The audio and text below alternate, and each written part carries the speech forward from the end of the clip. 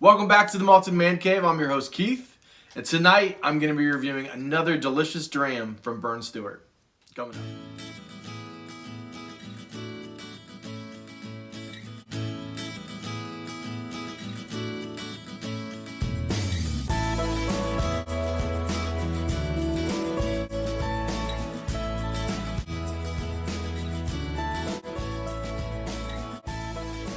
Alright, so I'm back, and tonight, as I said, I'm going to be reviewing Deanston 18. Just a delicious, delicious dram from Burn Stewart and Distill. I mean, I know it's really popular in the whiskey community right now to talk about Deanston and Burn Stewart and just distill all the amazing things that they're making at Bunnahabhain, Tobermory with Lecheg and Lechik, however you want to pronounce it.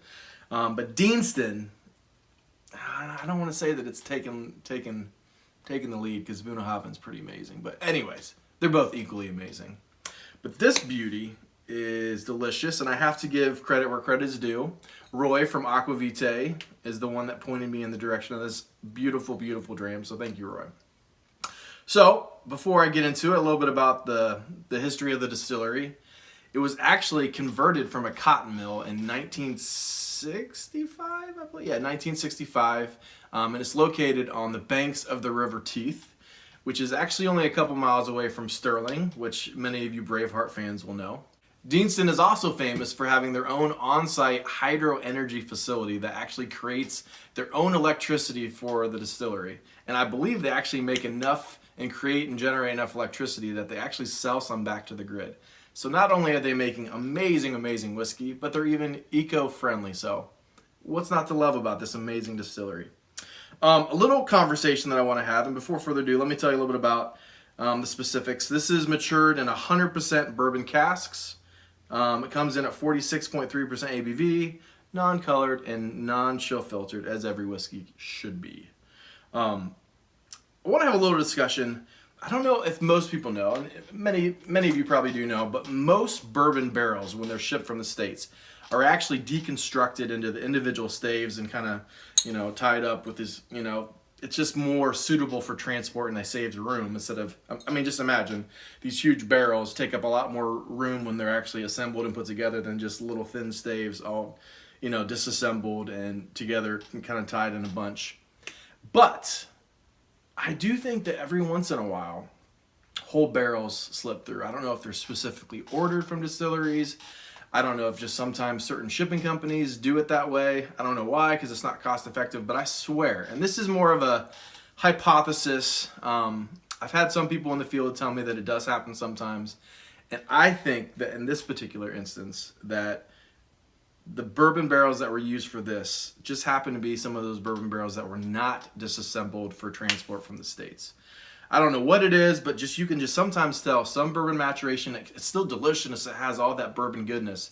But then every once in a while you come into contact with a whiskey and it's just like, it's just so full of rich flavor.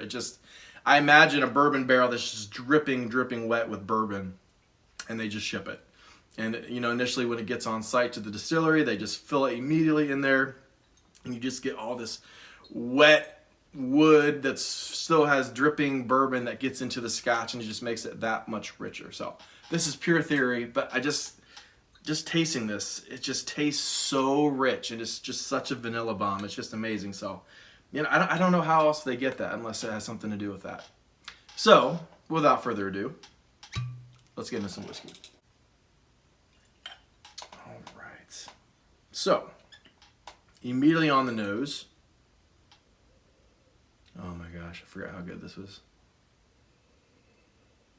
Nabisco Teddy Graham crackers. Just Teddy Graham crackers. It's just so rich and delicious. A little waxiness. It's almost reminiscent of Klein Leash.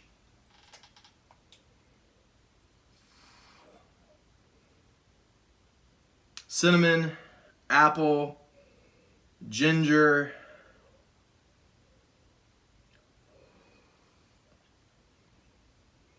Oh man, that's good stuff. A little bit of toffee, Werther's Original, just white chocolate, almost like frosting on a cake. And almost, you know, that with that waxiness is almost like a vanilla scented candle again. Just so good.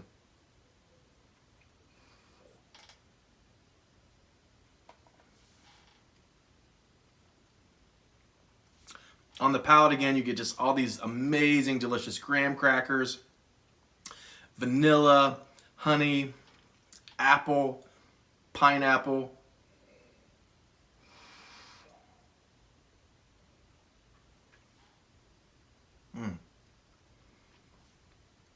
Ginger snap cookies with the actual frosting on it.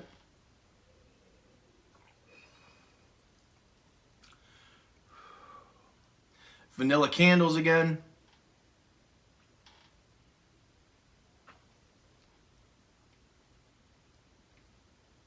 Just again, oh man, just all encompassing, just rich, delicious toffee note just kind of finishes out the palate and just stays.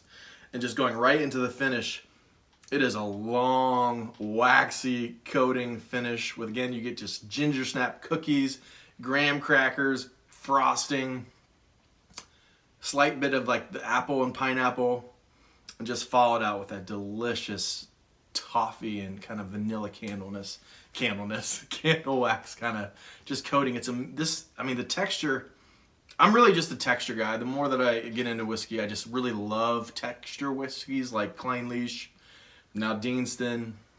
I'm trying to think of some other ones that are really good with texture. Springbank, it doesn't have like a wax. It's just, I don't even know how to, you know, that funk. It's just kind of all-encompassing amazingness. Malted Man Cave Mark is a 90 out of 100. I almost want to give it a 91. 90 out of 100. Amazing. It's not the cheapest whiskey in the world, but it's definitely worth it. If you can find this, pick it up or don't pick it up. So there's more for me. I think I can't find this in Ohio. I had to go get this down in Kentucky. Deanston, Burn Stewart and Distill. Bravo.